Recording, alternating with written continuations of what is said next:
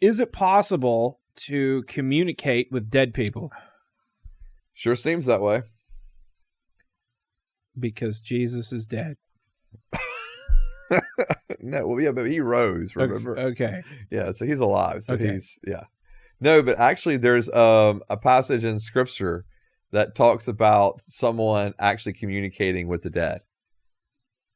Okay. Yeah, so I'm going to go to 1 Samuel 28. It was after Jesus died and all the dead cool people came and walked around and whatever happened.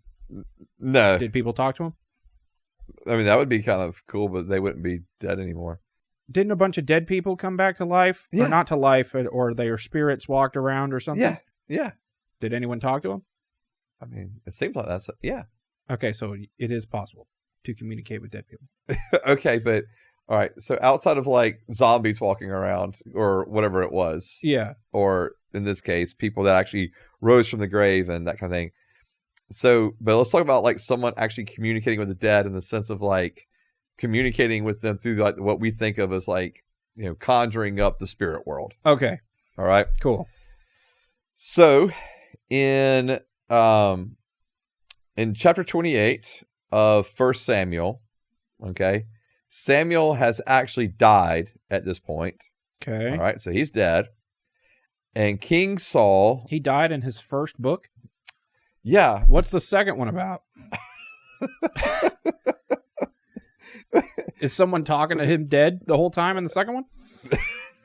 No. Okay. It's not like a whole book of communicating with the dead. No, it actually has nothing to do with Samuel. Oh, okay. Yeah. That's weird. It is kind of strange. Yeah. Yeah. Worst sequel in the Bible. Well, maybe just mistitled would be maybe there. Yes. Yeah. So anyway, all right. So in 1 Samuel, all right, so 28, Saul visits a necromancer at Endor. Okay. This sounds like with the Ewoks, right? This kind of sounds like some crazy stuff happening. Yeah, yeah, exactly.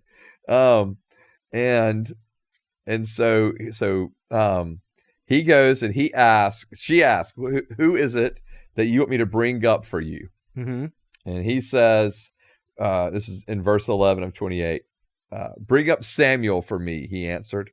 This is Saul. Mm-hmm. This Okay. is King Saul. And when the woman saw Samuel, she screamed. And then she asked Saul, why did you deceive me? You are Saul. So, in other words, she didn't know who it was that was asking this of her. Oh, okay. And so, but the king said to her, don't be afraid. What do you see?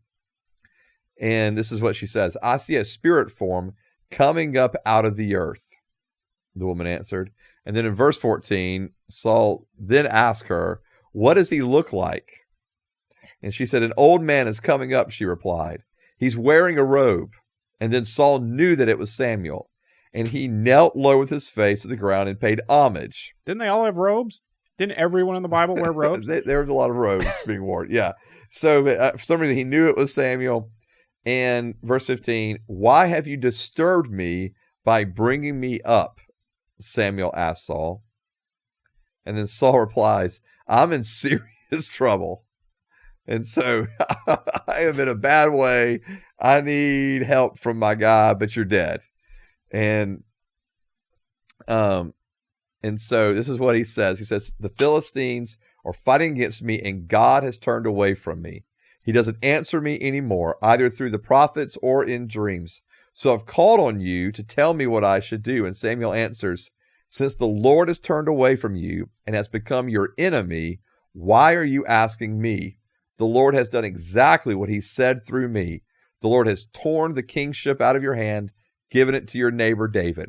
You did not obey the Lord and did not carry out his burning anger against Amalek. Therefore, the Lord has done this to you today. The Lord will also hand Israel over to the Philistines along with you. Tomorrow, you and your sons will be with me, and the Lord will hand Israel's army over to the Philistines. So, Okay. So was it actually Samuel? And that's the great question. Because in horror movies, every time someone tries to talk to their family member, it's always a demon. Always a demon. They're like, that's not really your grandma. That's a demon. That's just a demon. Yes. Yeah. So I mean, that's the question. Is like, is he really talking to? I mean, is he really talking to the spirit of Saul, or excuse me, of Samuel, or is it just this demon that's appeared and talking to him? So no one knows. I mean, it's one of these great questions where you're just like, well, I don't know what to make of this. Okay. It could very well be that he actually called up, Samuel from the dead, and actually spoke to his, spoke to him, to his spirit. But it sounds like he didn't actually see him.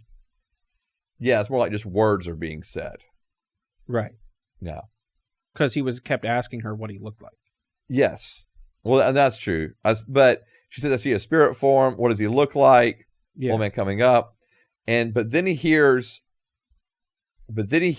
like Samuel speaking. Why have you disturbed me by bringing me up? I don't know. That's why I'm asking the question. Yeah. And it's one of these things that's like so strange that the fact that Samuel does seem to be having a conversation with Saul. But all he says is, hey, you're going to die tomorrow. And so is everyone that you know. Well, yeah, you and your son. Yeah. Yeah. So, but how does he know that? It's almost like it's Samuel still prophesying. Because that's what he was a prophet. Or it's a demon. Or it's a demon. I'm willing to go either way on this one. So the answer to the question is, you don't know. The answer to the question is this the only time in the Bible that this happens? Yeah, but there's other times where they're told not to go visit necromancers or not to get involved in necromancy. So okay. Yeah. Because it's evil power, not good power. Yes, I think that's probably a fair way of looking at it. Yeah, like it's always labeled in the context of like this is sin. Okay. Yeah, like don't do this. Like it is sin, or as your phrase, or like you're saying, it's evil.